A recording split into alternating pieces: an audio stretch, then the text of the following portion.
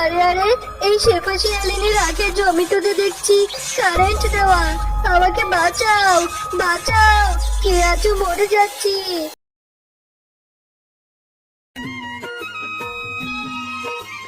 ও মা, দেখো বাইরে কত সুন্দর বৃষ্টি হচ্ছে।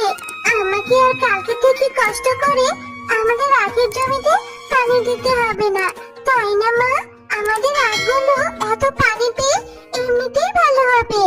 হ্যাঁ রে মা, এভাবে বৃষ্টি থাকলে আমাদের জমির আখগুলো তাড়াতাড়ি বড় হয়ে যাবে, আর বাজারে ভালো দামে বিক্রিও করতে পারবো।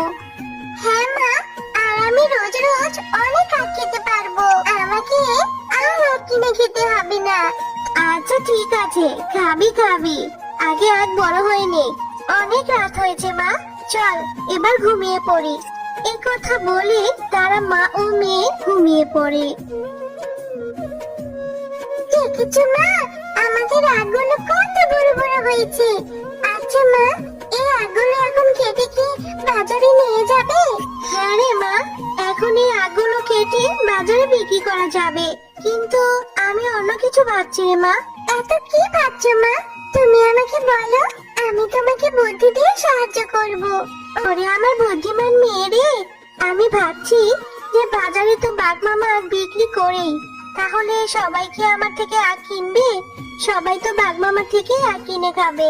হ্যাঁ মা, বাঘ মামা তো আখ বিক্রি করে।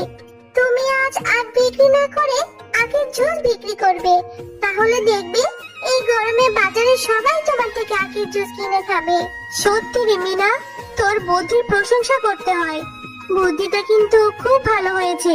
আচ্ছা চল, এবার মা ও মেয়ে আখ কেটে তারপর বাজারে নিয়ে যায়। এরপর শেফা শিয়ালিনী আখগুলো কেটে বাজারে নিয়ে যায়। আসুন আসুন দাদারা, দিদিরা, মিষ্টি আখের রস আছে, মিষ্টি আখের রস, খেয়ে যান, খেয়ে যান, খেতে ভারী সুস্বাদু। আরে, এই ছোট লোক শেফা শিয়ালিনী আবার আখের ব্যবসা শুরু করেছে। ও এত আখ কোথা থেকে পেলো? আবার আখের শরবতও বিক্রি করছে। ওকে কিছুতেই ব্যবসা করতে দেওয়া যাবে না। এভাবেই শেফা শিয়ালিনীর অনেক আখের রস বিক্রি হতে থাকে। এইদিকে বাঘ মামার দোকানে কোনো আখ বিক্রি হয় না। এটা দেখে তো বাঘ মামা রেগে ক্ষোভে গজগজ করতে থাকে। সত্যি গো শেফা দিদি, তোমার আখের রস খুব মিষ্টি, ভারী সুস্বাদু, খুব মজা পেলাম গো। এরপর থেকে তোমার দোকান থেকে আখের রস খাবো। হ্যাঁ গো, তোমার কি হয়েছে? বাজার